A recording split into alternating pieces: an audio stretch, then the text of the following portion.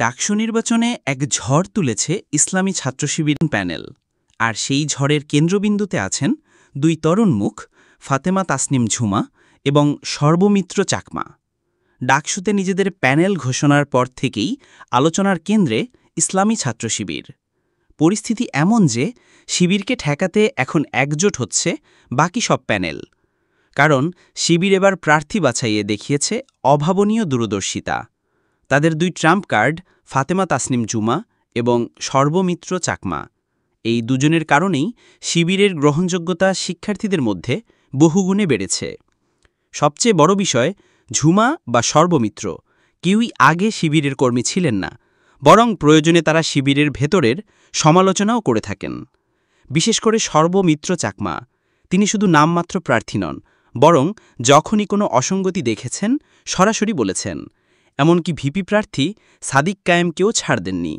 ঝাবি ক্যান্টিনের খাবার নিয়ে প্রচারণার সমালোচনা করে সর্বমিত্র স্পষ্ট জানিয়ে দিয়েছেন তার অবস্থান। অনেকেই তাকে মনোনয়ন প্রত্যাহারের জন্য চাপ দিয়েছে, কিন্তু তিনি এখনও শিবিরের পাশে অটল আছেন। এই দৃঢ় চরিত্রই তাকে শিক্ষার্থীদের কাছে জনপ্রিয় করে তুলছে। অন্যদিকে ইনগ্রা মঞ্চ থেকে শিবিরে আসা ফাতেমা তাসনিম ঝুমা যেন এক যোদ্ধার মতো কাজ করে যাচ্ছেন। প্রগতিশীল নারীদের প্রতিনিধি হয়েও তিনি শিবিরের হয়ে লড়ছেন, আর এর মাধ্যমে তিনি ডাকসুর সবচেয়ে আলোচিত প্রার্থীদের একজন হয়ে উঠেছেন। যদিও তার কারণে শিবির সমালোচনার মুখেও পড়ছে, বিশেষ করে বেপর্দা নারীকে প্যানেলে রাখায় অনেকে সমালোচনা করছে, কিন্তু সমর্থন বাড়ার দিক থেকে ঝুমা শিবিরকে দিয়েছে এক নতুন শক্তি।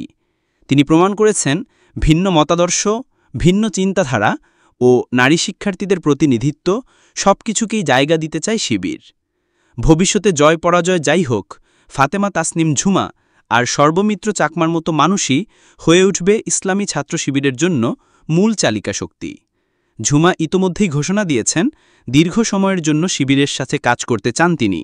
অন্যদিকে সর্বমিত্র বলছেন আসল লড়াই শুরু হবে ডাকসু নির্বাচনের পর। স্পষ্টতই বোঝা যাচ্ছে শিবির এখন এক নতুন ইনক্লুসিভ রাজনীতির স্বপ্ন দেখাচ্ছে, আর সেই স্বপ্নের কেন্দ্রবিন্দুতে আছেন ঝুমা আর সর্বমিত্রের মতো প্রার্থীরা। আপনার মতে শিবিরের এই ইনক্লুসিভ রাজনীতি কি বাংলাদেশি ছাত্র রাজনীতিতে নতুন দিগন্ত খুলতে পারবে? মন্তব্যে জানান আপনার মতামত, আর এমন বিশ্লেষণ পেতে আমাদের চ্যানেলটি সাবস্ক্রাইব করুন।